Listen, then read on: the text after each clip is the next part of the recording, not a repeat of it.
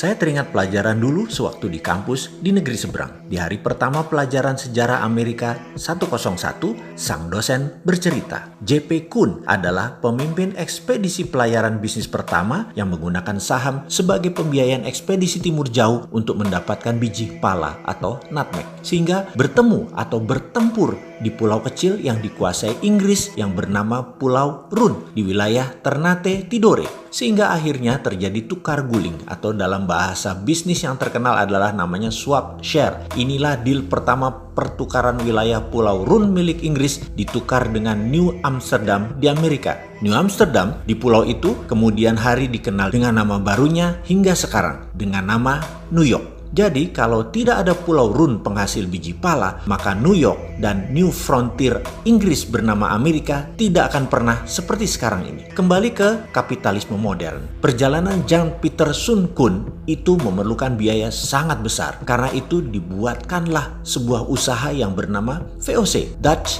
East Indies Company, milik berbagai pengusaha Eropa berbasis di Belanda. Mengapa multi-owners? Karena semakin banyak yang store saham, semakin kecil risiko yang ditanggung dalam perjalanan yang berbiaya sangat besar tersebut. Inilah asal muasal awal kapitalisme modern, yaitu modal bersama, urun dana di bursa keuangan. Maaf, ini juga yang jadi alasan Santara lahir, berdasar dua pengalaman sejarah, Koleganza Venezia dan VOC-nya Belanda. VOC adalah perusahaan pertama di dunia yang menjual stok atau sahamnya agar bisa dimiliki banyak pemodal secara masif. Karena itu, mereka terdiri dari pemilik 17 pemegang saham besar. Beda dengan Koleganza, pemegangnya orang kecil. Oke, nanti kita jelaskan lengkap di chapter khusus untuk Koleganza Venezia ini. VOC juga perusahaan pertama di dunia yang sahamnya dimiliki oleh multi-international owners. Ditambah dengan 21 tahun pemberian hak kelola spice, rempah, menjadikan VOC adalah perusahaan mega korporasi pertama di dunia. Hak yang utamanya adalah mengeksploitasi rempah Nusantara. VOC menjadi model pertama di dunia atas mega korporasi yang merubah dunia bisnis, dunia finansial, dunia saham, bursa efek, dunia sosiopolitik ekonomi, military political diplomasi, maritime exploration, dan penjajahan ekonomi oleh perusahaan global. Sengaja saya menuliskan panjang sejarah VOC ini agar bisa mengingatkan dari sejak awal Endos Nesos ini berdiri. Negara kepulauan terbesar di dunia ini adalah ditakdirkan sebagai global player. Banyak peristiwa besar yang membuat dunia seperti sekarang ini dilahirkan dan besar karena Indonesia. Juga mengingatkan bahwa Indonesia itu dijajah oleh VOC loh ya, dieksploitir secara ekonomi sumber daya alamnya. Kekuatan militer Hindia Belanda di setiap wilayah VOC yang membayar overheadnya bukan pemerintah kerajaan Belanda, tetapi swasta, yaitu VOC itu sendiri. Korporasi membayar power itu biasa, lalu yang dibayar tadi juga tahu diri, yaitu agar langgeng VOC di negara jajahan sumber daya alam dan manusianya sampai habis, maka wilayah itu dilindungi dengan ketat oleh tentara.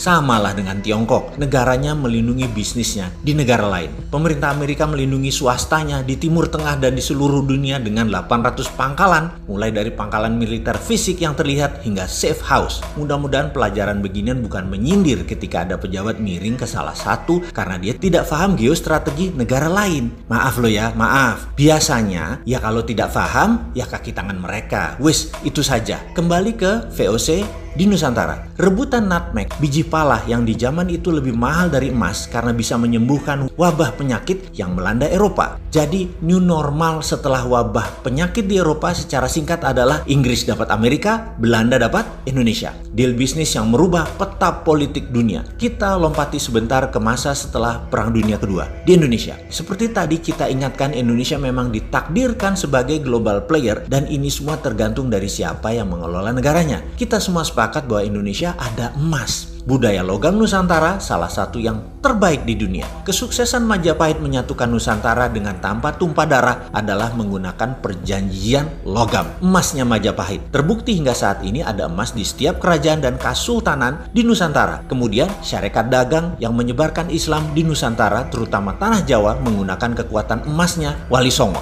Hal inilah yang menjadikan Nusantara memeluk Islam tanpa merubah budaya karena masuknya lembut. Asli budaya Nusantara dan kita semua semua harus berterima kasih kepada Wali Songo dan caranya mereka. Kembali ke emas, Pak Karno tahu sekali cadangan emas Nusantara ini dan di tahun 1955 sebagai dasar undangan 50 negara hadir di Indonesia dalam konferensi Asia Afrika karena Indonesia memiliki tangan di atas kekuatan emas tersebut. Cina, India, Pakistan, Mesir, Korea Utara, Kuba, semua tokoh revolusioner semua mengharap dukungan Indonesia. Bayangkan ada Nehru, Gamal Abdul Nasser, Zulfikar Ali Bhutto, Mao Zedong, dan legendaris dunia lainnya hadir di Bandung. Kota kecil di negara yang baru 10 tahun merdeka. Karena apa? Itulah obor ala Indonesia. Itulah IMF ala Indonesia. Presiden Soekarno tahu kekuatan sumber daya alam nasional. Kalau dijadikan jaminan untuk printing money, maka rupiah bisa lebih kuat dari dolar. Tapi sayang 1000 kali sayang, Pak Karno pemikir tunggal. Di bawahnya tidak siap karena cakar-cakaran kekuatan politik bermanuver,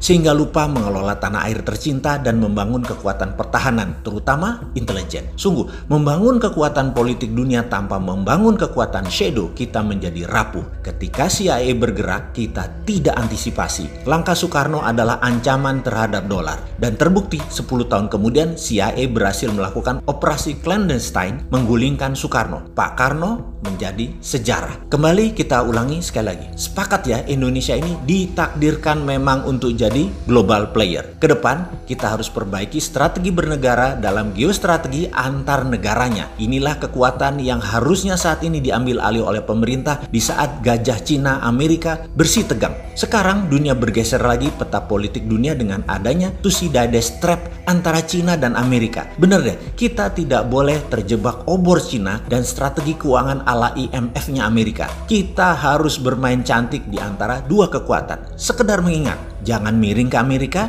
jangan miring ke Cina. Gunakan hati ke depannya di dalam berbangsa dan bernegara. Sungguh, gunakan lebih dari satu hati di dalam mengelola negara. Hati-hati.